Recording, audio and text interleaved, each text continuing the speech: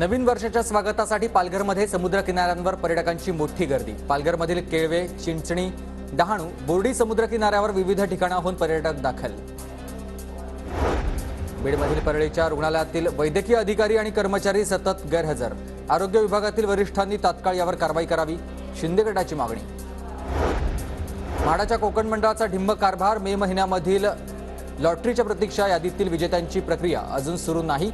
मुंबई मंडळाकडून प्रतीक्षा यादीतील विजेत्यांना घरं मिळाली, पण कोकण मंडळ सध्या सुस्त असल्याची अर्जदारांची तक्रार। बुलढाण्यात भंगार बसेसमुळे एसटीचा प्रवास झालाय असुरक्षित। धावत्या बसेसचे एक्सल तुटून अपघात होतात। सुदैवानं सर्व प्रवासी सुखरूप आहेत। नागपुरातील हवेचा गुणवत्ता निर्देशांक 346च्या वर। बांधकाम वाहनांच्या धुरामुळे प्रदूषणात वाढ। नागरिकांचं आरोग्य धोक्यात आहे।